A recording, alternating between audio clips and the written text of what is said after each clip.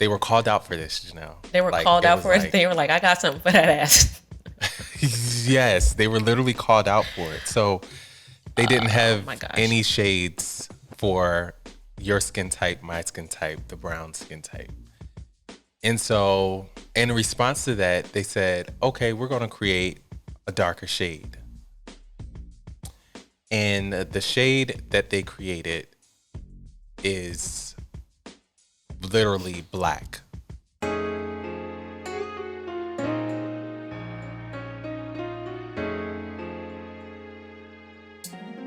What's up, Janelle? Hey, Bronzy. How's it going? It is going pretty okay. It's been a little second. Been a little second. It has been. It has been. Just a little beat. Yeah, we've been doing some traveling, some just living, work, Working. living on separate coasts. It gets a little tricky sometimes. Yeah, it definitely does. But other than all the things going on, you good? I'm good. How are you? I'm good as well. Busy, but good nonetheless. Fighting for my life some days, but good nonetheless. I'm here. Damn, not fighting for your life. Yeah, not literally, but you know what I mean. Of course. Battles, the daily battles of life, adulting. Yeah, that's fair. But it's all good. All good. How's your weekend been? Weekend has been cool. A lot of drinking wine, a lot of living and loving life. Yeah, a lot of good food. Yeah. When's the I thought the Met Gala is it next Saturday? I think it's next Saturday. Monday. Or Yeah. is it Monday? It's the first Monday in No, May. no, no, Right? no, no. Yeah. I know it hasn't happened yet. Right. We'll- But we'll I see. was like, am I missing something? Did I miss it? I couldn't have missed it because I would have saw it. But Yeah. okay, that sounds right. Yeah. How was your weekend? Looking forward to that. So far so good. I just feel like it's flying by, which I'm like, I just got here and I'm already thinking about the Monday scaries. Yeah. It But is Sunday, huh? But yeah, it is definitely Sunday. But it's been good. Traveled down to Delaware this weekend for my friend's birthday, which was fun. But I feel like I've been having to go to Delaware every weekend for the last couple of weeks. And then like it was my mom's birthday. Then it was another friend's birthday the week before that. Then it's Mother's Day next week. Then my brother has an event the following weekend. So I'm like, we're gonna have to figure something out. Cause y'all gonna How, I mean, have to either miss me or we're gonna have to bundle some things. but how far is the commute? It's not that far, is it? Yeah, it's like 2.5 hours, 2 hours and 45 minutes if I'm going all Y'all the can way do to my that. parents. That's not that bad. There and No, that's- back every weekend. Yeah, no, that's that's 6 a lot. hours on the That's a lot. road. I'm like, that could have been a flight. You know what I mean? I could have been out somewhere. Yeah, no, that can But be all good. That can be a lot. Yeah, so after this little run, I'm like, y'all might not see me till the holidays. I was like, wait a minute, the holidays. Hold on. Yes. I mean, in real life, I hadn't been there since the holidays, so it's been like a good 5-month run. So it ain't gonna be nothing different. I've done been there 6 consecutive weeks. Y'all can wait a couple months. JK. I guess. But yeah, we got some things to get into this week. Are you ready to hop into Above the Fold? Let's do it. Let's go for it. All right. So first up, I don't know if you saw, but Pharrell and Tiffany and Co., who we've talked about extensively before, have a new collection that they dropped. Yeah, not really much to say on it other than looking at the different designs and stuff. They look cute for whoever can afford them. I don't count myself amongst that number, but before we talked about Tiffany and Co. and like who shops there, who are they kind of catered to, who's their target audience. Still don't know that I have the answer to that, honestly. What are your thoughts? I don't have the answer to that. I do feel like they're trying to shift or over the last couple of years, we've been seeing them pull in like the Beyonce, the Pharrells, Chloe and Halle, I think have done something with them. And it feels like they're targeting like the culture in terms of who they're pointing at and picking as spokesperson or to associate with like collections and collaborations. Before it didn't, I don't know if Pharrell just wore like the vintage Tiffany shades or if it was, I don't think he created them, right? I think he might. I know it was something that he had done. Like, I think they might have originally been like ovals this way and he turned them this way, or I don't know. Okay. I think it was an official partnership though. Some type of official partnership has happened previously with Pharrell. Then I also think it's interesting because Louis Vuitton and Tiffany and Company, they are both under LVMH. So like the cross ties between tagging, obviously, a creative director from Louis Vuitton and then bringing him over and being like, let's do this capsule collection or this collection with Tiffany's. But to your point, I just don't know, like when someone thinks about luxury or premium jewelry, if Tiffany, like when you think about our culture, is where folks are going. But I don't know where people are going, if I'm being honest. So I don't know. Like you said, the price points of these items are... I know where people are going. Where are they going? They're going to Cartier. They're going to Van Cleef. Yeah. They're not really going to Tiffany, Yeah. At least, I mean, we also are seeing like David Yurman and they're tapping like the Michael B. Jordan. So I don't know what's going on, but you're seeing it in different spaces and pockets of like, where are these premium companies, jewelry companies, like targeting their marketing? Yeah. Does it make sense? Are they seeing the results from that? I don't know, but I am curious to know. Huh. Do you like any of the pieces? I like the necklace. Yeah, that's cool. And then I'm seeing a lot of people saying like it's a butt plug motif. I was just, I was sitting here like, why does this stuff look like butt plugs? But like, let me just keep my mouth shut. It does. But I was literally sitting here thinking the same thing. Like, why do the spikes look like that? Yeah, it's definitely giving that.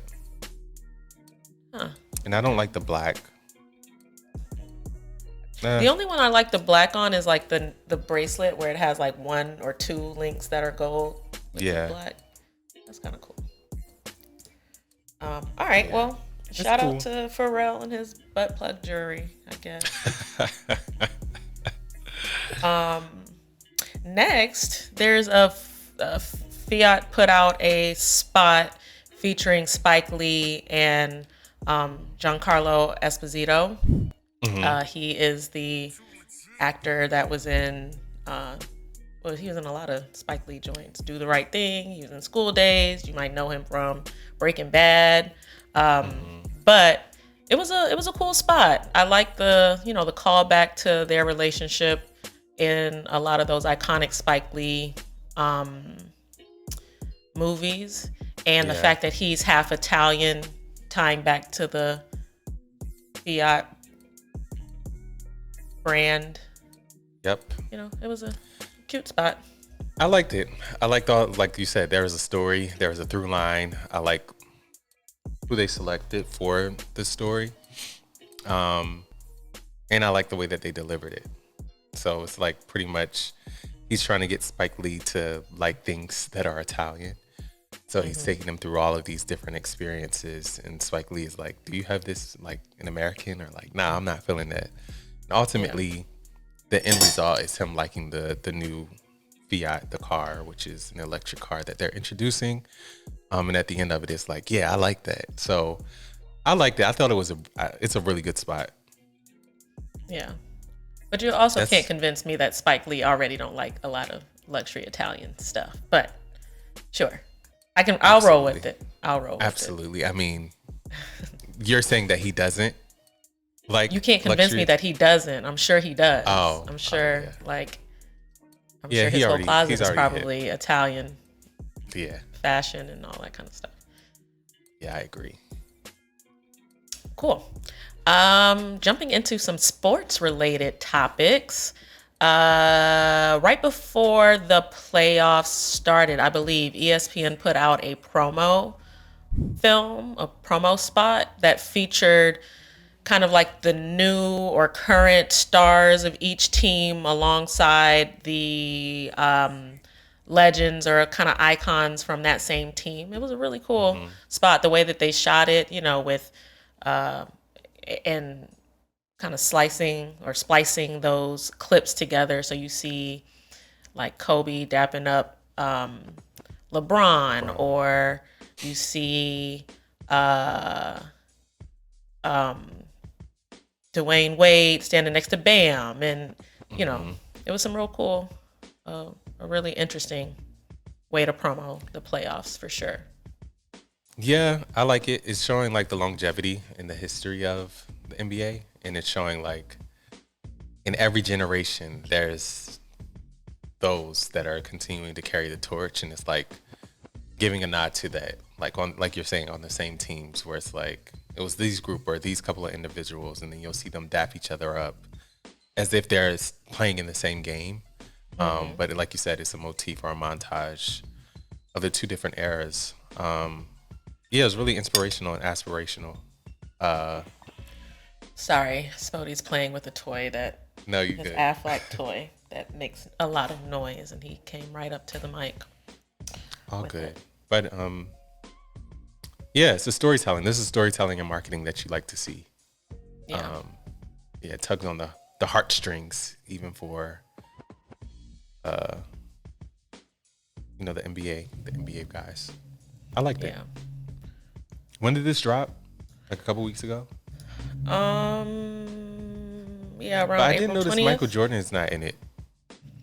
I think they only put the teams that made it to the playoffs, right? Did the Bulls? I don't think the Bulls. You're right. You're right. That makes sense. Yeah.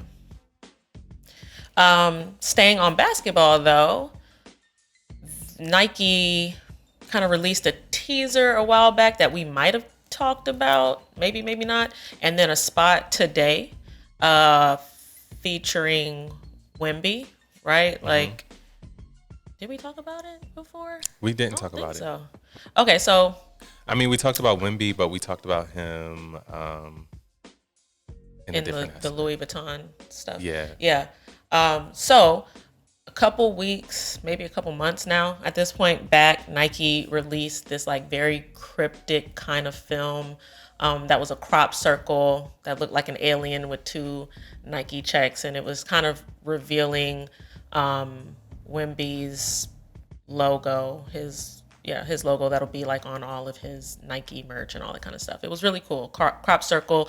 They launched it the same day as the total eclipse, as the solar eclipse, and they were talking about, I think his nickname already kind of like is Alien, or people refer to him as an alien because of his size and reach and what he's able to do on the court. So it made a lot of sense. It got a lot of buzz. And then today they released kind of like a proper spot tying back to that. And with the closing line at the end, aliens are real and hoop among us. Again, referring to, how, quote, out of this world Wemby's play is. Yeah. Did you have a chance to take a look at that? I did. And I mean, I enjoyed it. Like they went through the stats of like what he averages, and they're like, I don't think no one has that stat sheet in that way where every single piece of the game, on average, he's achieving. I think it's like I don't remember exactly what the stats were, but it's like one steal, at least a block, this many assists, this many points, etc., spread across all those positive points within the game of basketball. So I'm like, yeah, and I like seeing how they're introducing and marketing him in real time, and like the ops and different things that he's getting. Yeah. Yeah. I like the logo too. Yeah, it's a really good logo, and I was looking up to see had they announced Rookie of the Year yet. It doesn't look like they have, but it looks like Wemby is a favorite over Chet from OKC. Yeah, from OKC. So I think that this might be, it's probably going to be announced soon, I'm assuming, and putting this out kind of like leads into that and ties into that as well. Nice. Sidebar.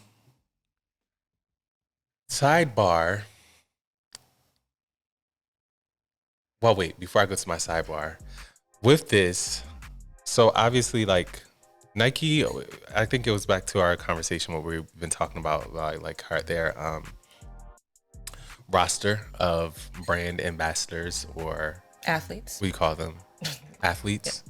Yeah, they're athletes. What makes them select, especially like when rookies are coming in, who they are making these deals with? As you see, Caitlin Clark recently got the deal with Nike. Was like 80 million. I think it was 28. Do you remember what it was? 28. Huh? 88? 28. 28? Yeah. Oh, I'm tripping.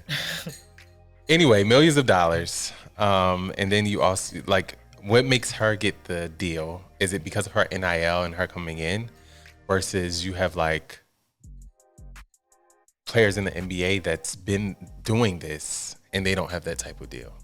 Yeah, I mean, I think it's marketability and just like, especially with these college athletes now, just the buzz they already have. Like, as much as I go back and forth about like the Caitlin Clark deal and like the fact that the only three, or the three women in basketball that have signature shoes are all white women when 80% of the league is black. Like, that stuff aside, I don't think there's any denying that Caitlin Clark was, kind of like the biggest conversation and name coming out of the last draft class, and like the talk of all NCAA basketball men or women last year. So like, it wasn't surprising that she got the deal. Yes, and she already had that NIL deal with Nike. It kind of just made sense to continue that relationship, I guess. With Wemby, again, you're talking about someone he was already, before he even stepped foot like over here or onto the basketball court, he was seen as a phenom. He was gonna be the number 1 draft pick. He was gonna, do these amazing things. So like, yeah, why? It's like, okay, why does he get a shoe over Pat Beverly? Like, because he's Wemby and that's Pat Beverly, No shade to Pat Beverly, I guess. I mean, I get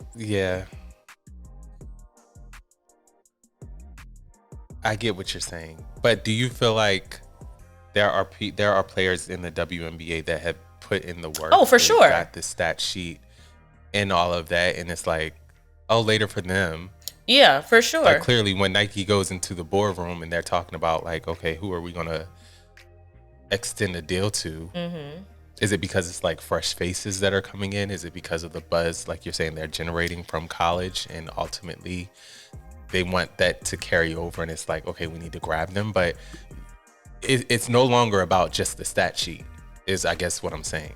I mean, I think it should never only be about the stat sheet, right? Like, are there other people that should be signed as well? Yes, but I don't think that they've made any mistakes in who they have signed. It's just like, there should be more people on that list, right? Like, yeah, and you also never know like who they've gone after that have turned them down. For example, I was watching this clip today from Angel Reese talking about why she went with Reebok and how she could have easily have gone with a Nike or a Jordan, but she wanted to do something different, and Reebok was going to give her creative control, and she has a relationship with Shaq, and all this kind of all these reasons behind why she made the choice she made. And I think sometimes we forget, like, it is a collaboration, it's a partnership. It's not just what Nike offers, it's what they accept too. Yeah.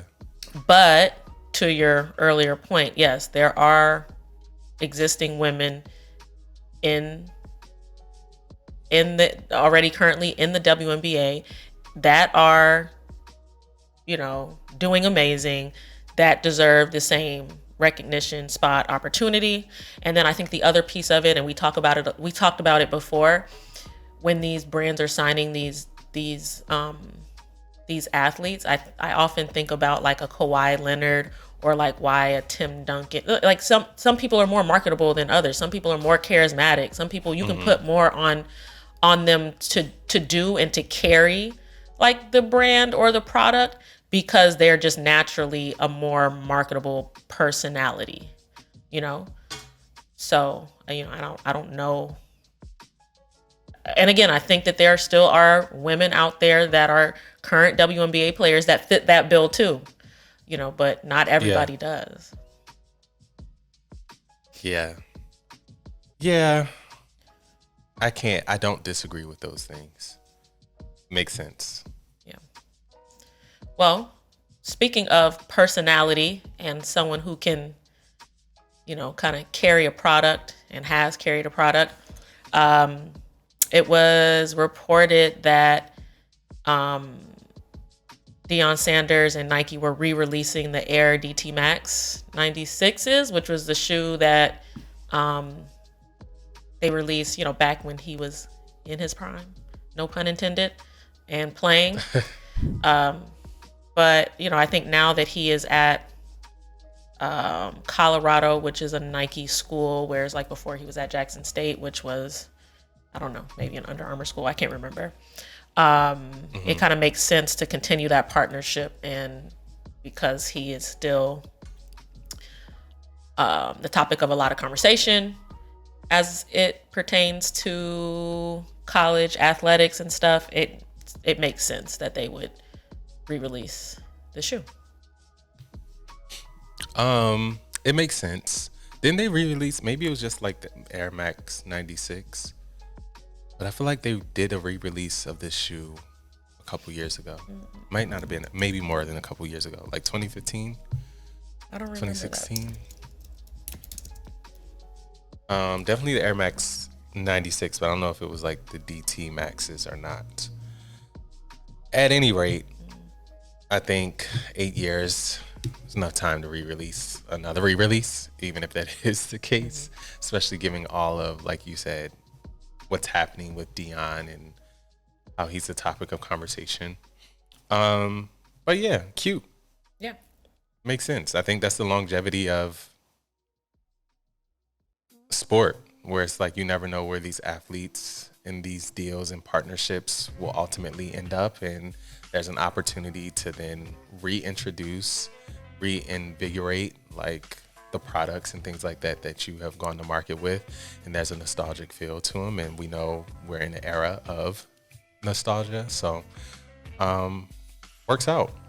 I won't be getting them. I'm not a big fan of that shoe, but no, it doesn't really go with anything I have in the closet. I'm good, but y'all have fun. Yeah. Moving right along. Speaking of announcements, it was announced that Keke Palmer and SZA will be starring in a buddy comedy that will be produced by Issa Rae. I think written by, why am I blanking on her name? The woman who created Rap Shit. Damn, why am I blanking on her name?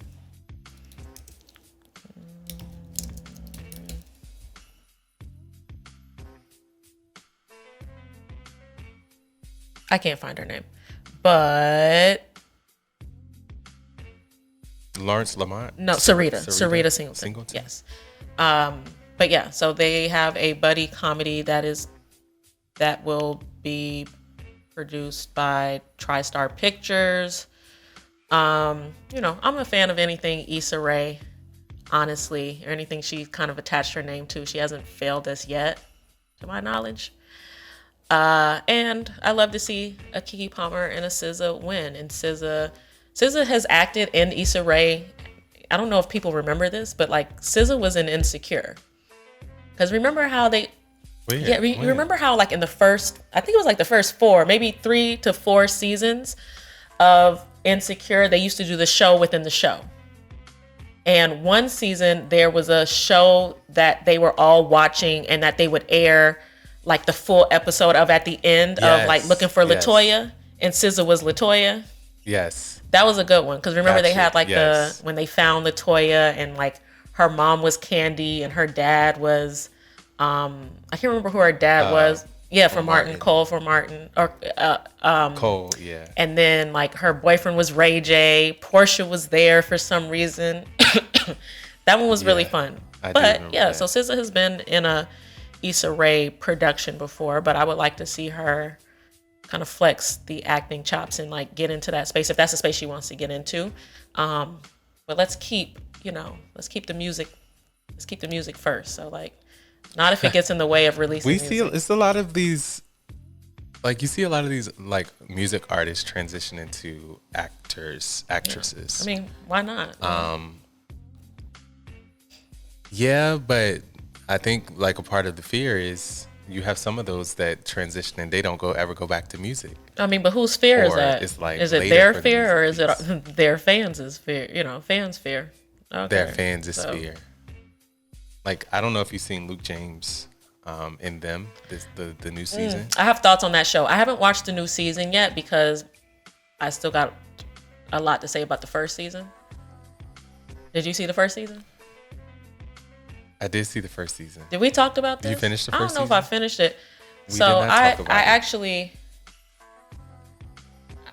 Janelle, it's not that hot. If you saw it, it shouldn't be that hot. What I will say is I read those scripts before that show came out, before it was even named them. That was not the original name of the show. Mm-hmm. And when I got to episode 5, I remember being like, yeah, I don't really want to touch this with a 10-foot fork. Is that the baby? Yes. The whole show, yeah, we have talked about this, but like I just felt like the whole show just kind of like leaned too much into Black trauma for the sake of Black trauma. And an issue that I have a lot with, I have sometimes with Black shows or Black created shows, is that the creators claim to be creating a show that's for us, but then when they get called out about something like too much Black trauma and all this kind of stuff, they always spin it to be, oh, well, we got to show white people just how bad it really is over here on this side. And it's just like, well, wait a minute. I thought this was for us. So why are we showing white people anything? You know what I mean? So like, which one is it? And so after the creator of the show, I think Lena Waithe was a producer. My thoughts about her aside, I feel like sometimes the content can kind of border on that Black trauma, can toe that Black trauma line. I think the name of the guy who created them is like Little Malcolm or Little Martin. I don't remember his name. Little something. Little Marvin. And yeah, when he explained the reason why it was as graphic and disturbing as it was, I just wasn't rolling. And so I was really shocked because I saw all the reaction to season 1. So I was really shocked when they got a season 2. And I've been hesitant to watch season 2, even though I've been told that it is better. It's not as traumatic as season 1. So I will tap in, but I mean, I haven't been rushing to go see it. Got you. We watched a couple of episodes and so far so good. Okay. So how was Luke James in it? Phenomenal. Excellent.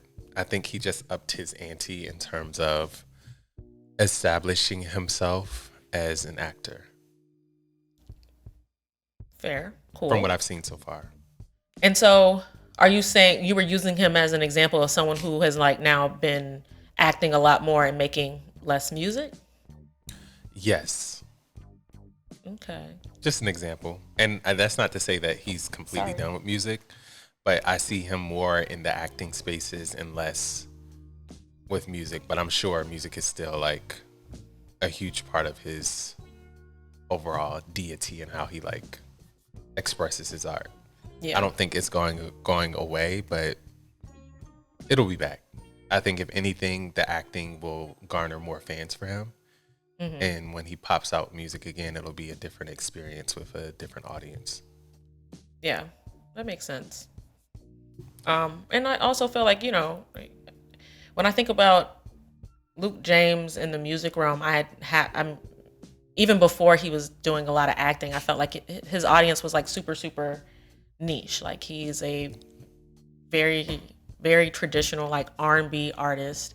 And so like, yeah, to your point, I think maybe this will kind of expand his fan base, that he can then like carry that over and just get a few more looks on the music front, because he is super talented and makes really good music. Yeah, he sings down. Yeah. Cool. But back to the SZA of it all. I saw this ad a couple days ago on Instagram, or something that SZA posted, and it was a collab with a Australian eyewear brand called Key. And I was looking at this. Key? It's called Key. You wouldn't gather that from the way that it's spelled, but because I was just like Quay. That's what I said. But it's pronounced Key. But the real interesting thing about it, I didn't even realize it was an eyewear brand at first when I saw the ad. I thought it was like clothes, but the way she was styled. SZA has a very interesting style. I'm trying to keep it cute. And the styling of this particular campaign just kind of left me scratching my head. Like, what am I missing? Are you seeing what I'm seeing? I do, but I'm not being, I think to your point that she does have an interesting style. I saw the campaign and didn't think anything of the look. You didn't think anything of that first look? Because the only one I saw was the first one here with the yellow shirt and the pink leg warmer. And whatever kind of shorts these are. So, yeah, and I was just like, it looks like, okay, when I lived in Brooklyn, you could tell like the real progressive households where it was just like, oh, on the weekends we let the kids dress themselves, because you go jog by the park and a kid is dressed like a princess with rain boots and a cowboy hat. That's what it was giving. That's what it's giving. Like someone let SZA dress herself on the weekend. She looks nuts.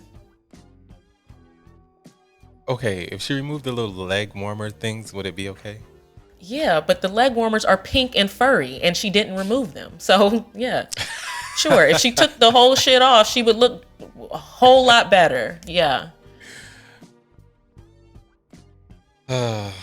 But two things. I say that to say... One, two things before you go there. One, I wouldn't have known that this was an eyewear company from just looking at the photos or the images. I would think that it's clothes as well. Like... Yeah. And then two,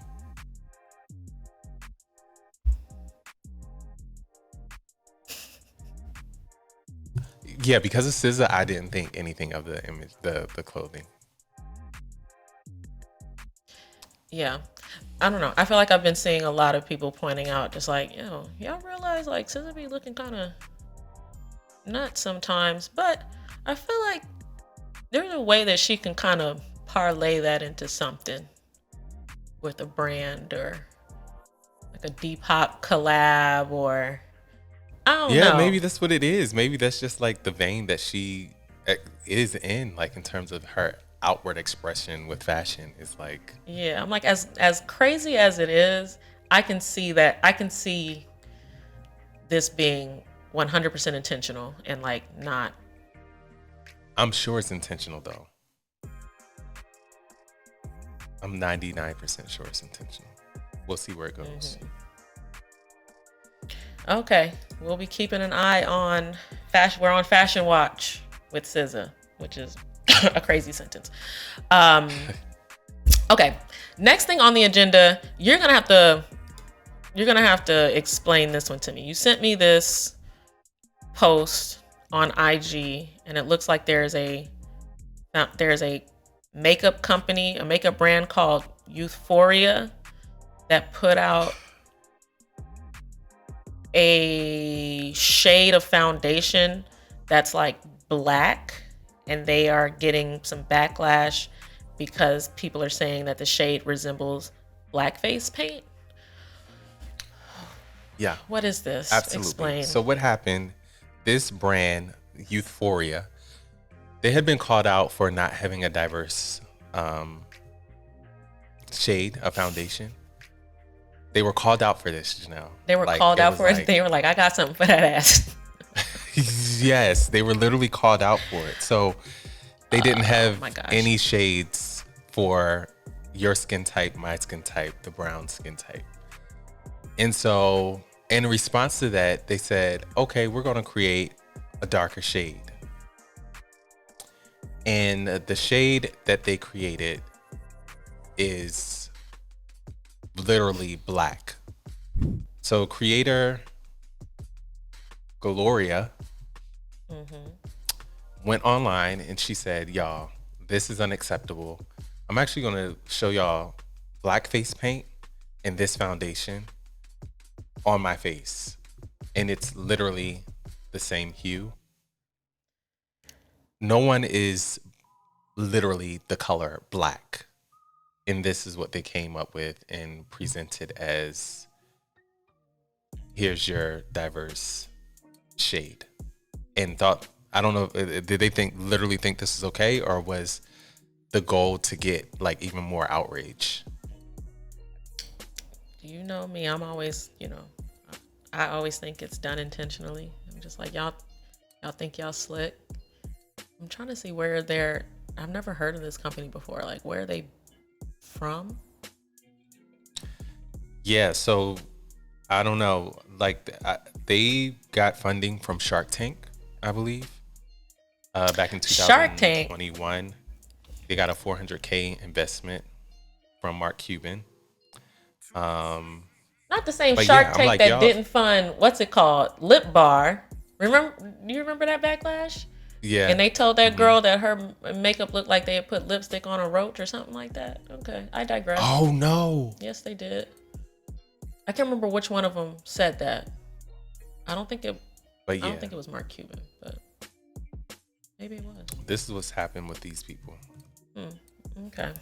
Well, black, literally black, and it's called, Youthforia for Date Night is the name of, the tagline or the line. Interesting. Well, here's the thing. I only support black. I mean, they have other tints now, but like the darkest that they went was this black color. Well, I only purchase black-owned makeup brands. So shout out to Ami Collet, black-owned makeup brand. Yeah, shout out to them. Shout out to Topicals. Shout out Fenty. Shout out Win Beauty, even. Look at me. Yeah, look at me. Shout out Win Beauty. Let's go. What do you call that? Growth. Growth. Thank you. I guess staying on the train of people pissing me off with stereotypical shit. I'm getting tired of talking about denim tears and Tremaine Emory, but someone showed me a car air freshener that is designed like a watermelon, and I'm so sick of denim tears and their obsession with watermelons and whatever they think they're saying with this and being provocative with their discourse. I'm so over it. And yeah, it's to the point now where it's like, does he take issue with his own people or our experiences? Like, what is? Well, listen, don't get me started. Don't get me to say something I shouldn't be saying on this podcast. And I think I say quite a bit on here, but let's just say some of those Drake and Kendrick bars could easily be applied here. Yeah, it does. Yeah. I don't have words. It is exhausting. Yeah. Black people, we have such rich culture and history beyond slavery, beyond the stereotypes. Why is this what you want to present as your brand to the world and can keep on drilling it? Yeah. I don't understand. And the crazy thing is, like, I fuck with watermelon. But Heavy, hard. yeah. But y'all making it real. I'm like, God damn. Now I pass by the watermelon in the grocery store and I'm just like, should I reach for this? You roll your eyes. Right. You just start thinking about all this. Exactly. Like, at this point, is he trolling? Yes. Who though? Who is he trolling? Unclear. Why? Unclear. But I know one thing. If I get in somebody's car and they got a watermelon air freshener, I'm getting right out. Cotton and watermelon, his obsession. I still can't believe that man wanted to put that picture of the scarred, the image of the slave with like the scars on his back on a Supreme shirt. It's crazy. Are you fucking crazy?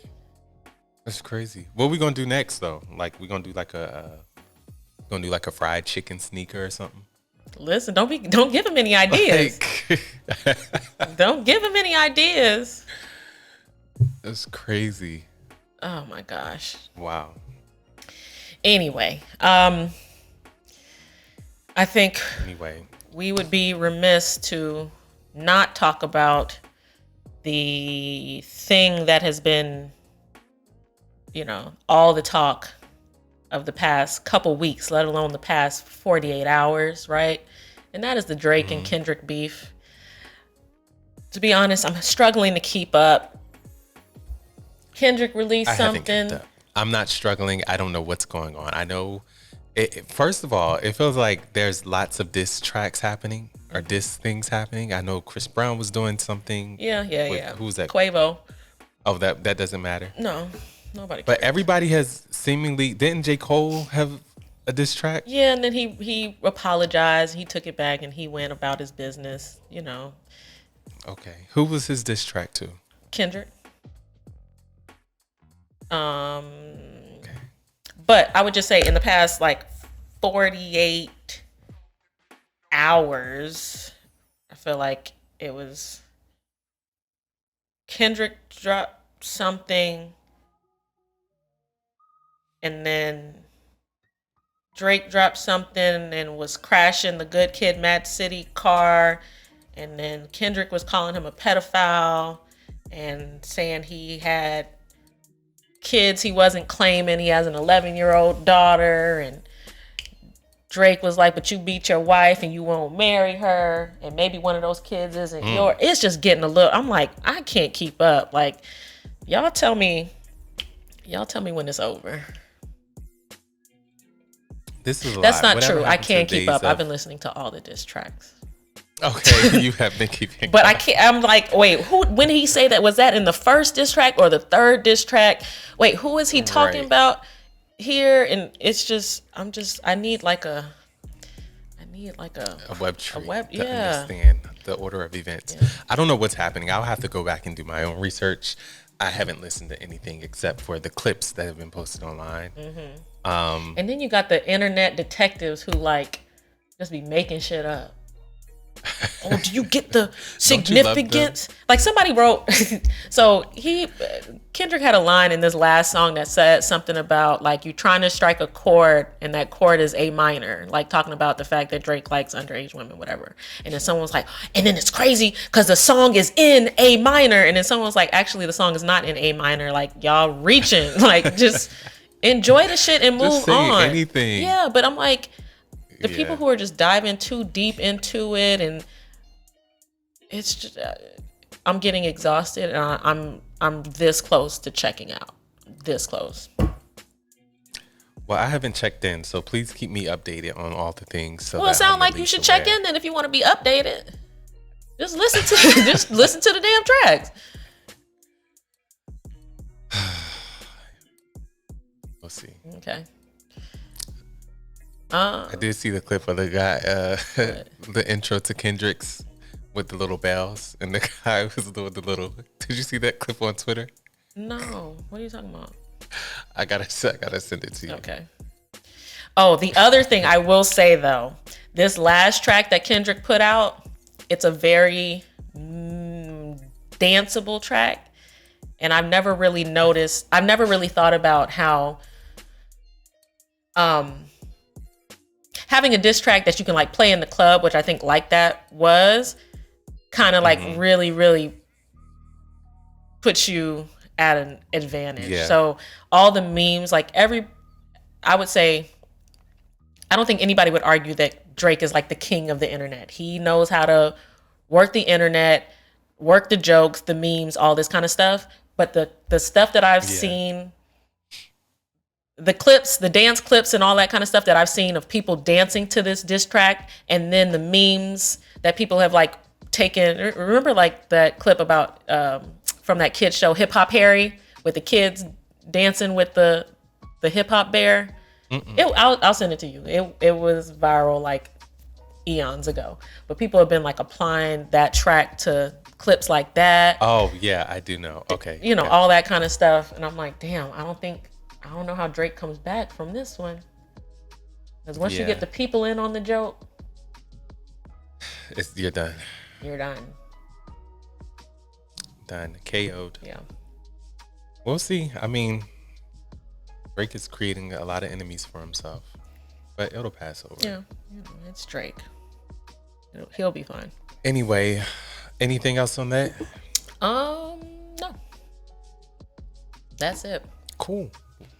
Well, that wraps this week's Above the Fold. Lots of things go on. Did I say that right? You're asking the wrong person. Are you Sure. Are you ready to jump into Guess That Spokesperson? Yeah. All right. So this week I will give you the clues and you will guess who the spokesperson is. First, the brand is KFC. Okay. This individual was a promising baseball player and even garnered interest from major league teams. However, he ultimately chose to pursue his passion for music. He became an ordained minister in 1997 and has incorporated his spirituality into his music and public appearances. He has 3 Grammy wins and is the first hip-hop artist to perform at the Super Bowl halftime show. Say that last part again. He's the first what? The first hip-hop artist to perform at the Super Bowl halftime show. First hip hop artist to perform at the Super Bowl halftime show. He was recruited for baseball, but then decided to be an artist. You said he incorporates his spirituality into the music he makes this hip hop artist? Into his music and public appearances. And the brand is KFC. Okay, he has 3 Grammy. You said 3 Grammy wins. Was the most recent Grammy win within the last 3 years? No. Was his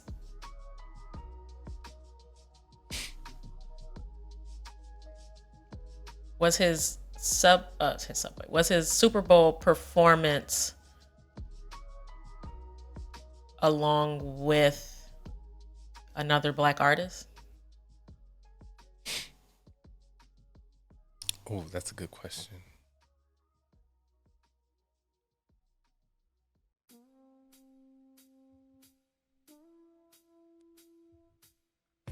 I don't know the answer to that.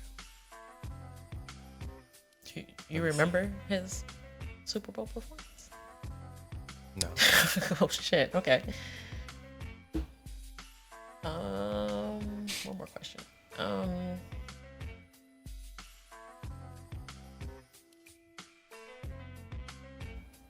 is he known for other brand deals outside of this KFC, or is this like the biggest thing he's done?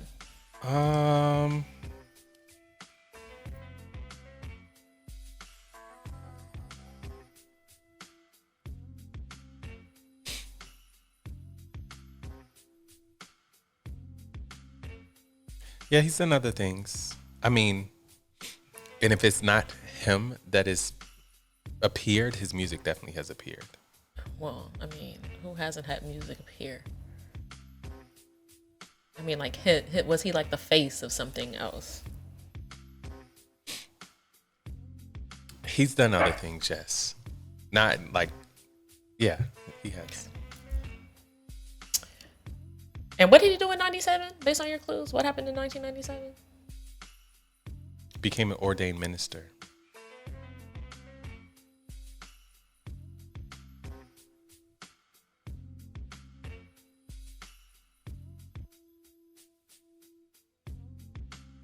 I mean, I only know of one rapper who's an ordained minister, and I don't remember him ever anything baseball related or KFC related. He's considered. That's going to give it away. All right. Yeah, okay.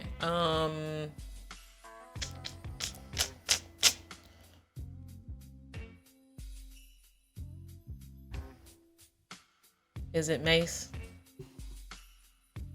MC Hammer. MC Hammer. How he an ordained minister and a gangster? Let everybody else tell it. That's crazy. Okay. So yeah, MC Hammer for the win. That was a good one. The only other clue I was gonna give is like, AKA Masters of Ceremonies, but I was like, you don't know that. You'll be like MC Hammer. Still wouldn't have got that. No, I wouldn't have got it. I should have went with it. Yeah. But cool. Also, the last time you did it, who was it? Frank Ocean? I believe so. It was Frank Ocean. You told me he was from New Orleans, and he's not. Where is he from? So I feel like by default. No. If we go on default, then I could go back in the archives and pull some bullshit too. You gave me a wrong fact. Where is he from then? Because everybody I know thinks he's from New Orleans. He's claimed to be from New Orleans. He's not from New Orleans? No. So where is he from? from? Long Beach, California. Since when? Forever. Would that have changed it? You would have got it if I said Long Beach? I didn't think so. All right, so next case. You don't know that. Next case. That wraps up Guess That Spokesperson. At this point is where we decide, go on with your black ads or that ain't it. I have an idea of who I'm thinking for this week, but as always, the floor is yours. Who do you have? Okay, for that ain't it, I'm gonna have to give it to Tar in a Bottle. That's nuts. And I just felt like it's over Tremaine. Yeah, we've given it to him before. He knows that ain't it. Okay. And I'm sure there'll be another watermelon related incident next time we record that I can give it to him then. As far as going with your black ads, I kind of want to give it to the Wemby Nike work, honestly. Yeah, I feel like nothing that we talked about today was like way more, moving than the other kind of thing. Yeah. I don't know. So, I don't know. It's between that and the Fiat spot for me. Yeah, I'm agree with you on Tar in the Bottle for That Ain't It. That's definitely not it. Get out of here. Get out of And I'm going to give it to Fiat for going with your black ads. here. Yeah. That's fair. Because that's the way you execute an ad, an actual physical ad and like spot. I liked it a lot. So for that reason, I'm giving it to them this week. Yeah, I would say the only reason why I was kind of wavering between the two is just because I feel like I saw more conversation, social conversation, and cultural conversation around the Wemby work than I did the Fiat stuff. So when you talk Yeah, about things that move the people, it was just like, oh, that was a cool spot. I saw a couple people talking about it, yeah. but like when the Wemby stuff dropped, especially that first spot, the crop circle and the announcement of the logo and all that kind of stuff, I think it was a bigger cultural moment, in my opinion. But don't think either are bad at all. Yeah. Okay. So split the difference. Yeah. They both get it this week. All right, y'all. So that wraps up another episode of Witcha Black Ads. As always, thank you so much for tuning in. Please like wherever you're listening to it. Hit the like button or hit the heart icon on Instagram. Check out our website and subscribe wherever you listen and get your podcasts, as well as on YouTube. Also share this with the people that you know that might feel like it's interesting. As always, we appreciate y'all for tuning in, tapping in. And until next time, take it easy. See you. Bye. That's what the fuck I'm talking about. God damn. That's what I'm talking about. It was so black ass. It was black ass.